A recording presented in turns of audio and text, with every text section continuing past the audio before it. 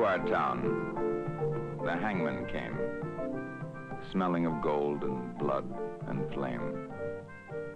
And he paced our bricks with a diffident air, and built his frame on the courthouse square.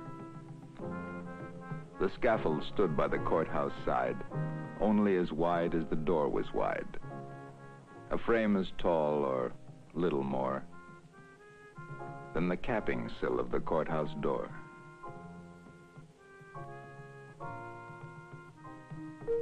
And we wondered, whenever we had the time, who the criminal, what the crime the hangman judged, with a yellow twist of knotted hemp in his busy fist. And innocent though we were, with dread we passed those eyes of buckshot lead. Till one cried, "Hangman, who is he for whom you raised the gallows tree?" Then a twinkle grew in the buckshot eye, and he gave us a riddle instead of reply. "He who serves me best," said he, "shall earn the rope on the gallows tree."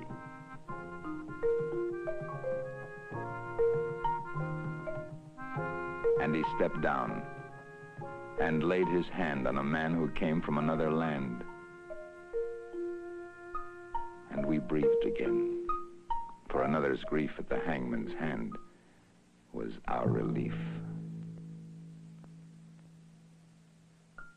And the gallows frame on the courthouse lawn by tomorrow's sun would be struck and gone. So we gave him way.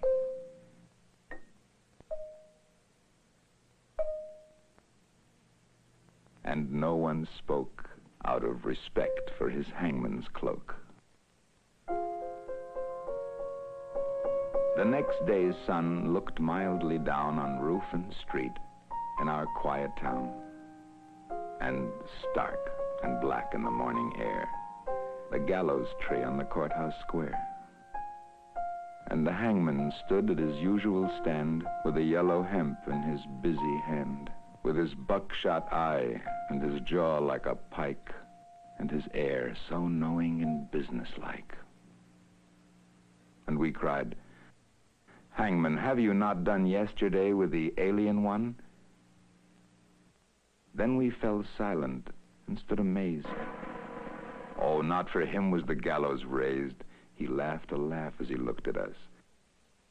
"Did you think I'd gone to all this fuss to hang one man? That's the thing I do to stretch the rope when the rope is new." Above our silence, a voice cried, "Shame!" And into our midst, the hangman came to that man's place. "Do you hold," said he, "with him that was meet for the gallows tree?" And he laid his hand on that one's arm, and we shrank back in quick alarm. And we gave him way, and no one spoke, out of the fear of his hangman's cloak. That night, we saw with dread surprise, the hangman's scaffold had grown in size. Fed by the blood beneath the chute, the gallows tree had taken root, now as wide, or a little more, than the steps that led to the courthouse door, as tall as the writing, or nearly as tall, halfway up on the courthouse wall.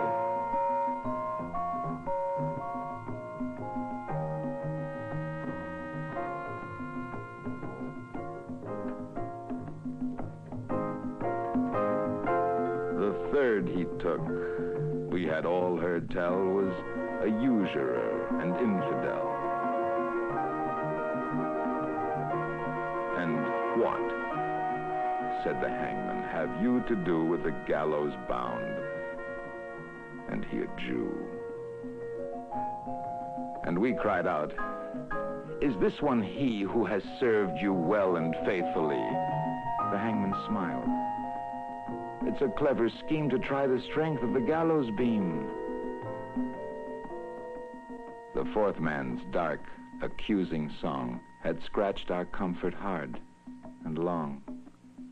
And what concern, he gave us back, have you for the doomed and black, the fifth, the sixth?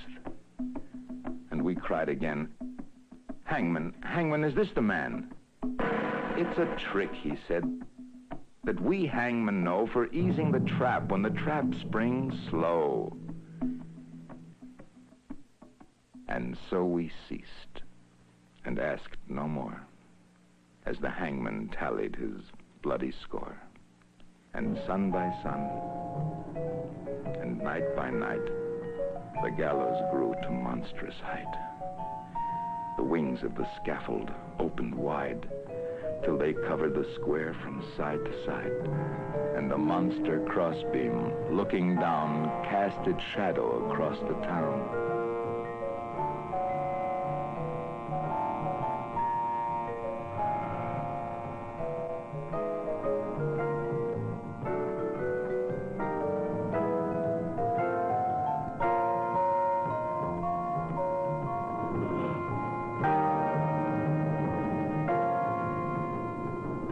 Then, through the town, the hangman came and called in the empty streets my name. And I looked at the gallows soaring tall and thought, there's no one left at all for hanging. And so he calls to me to help pull down the gallows tree.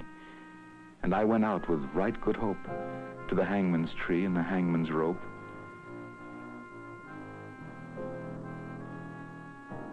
He smiled at me as I came down to the courthouse square, through the silent town, and supple and stretched in his busy hand was the yellow twist of the hempen strand, and he whistled his tune as he tried the trap, and it sprang down with a ready snap, and then, with a smile of awful command, and he laid his hand upon my hand. You tricked me, hangman, I shouted then. That your scaffold was built for other men, and I no henchman of yours, I cried. You lied to me, hangman. Foully lied. Then a twinkle grew in the buckshot eye.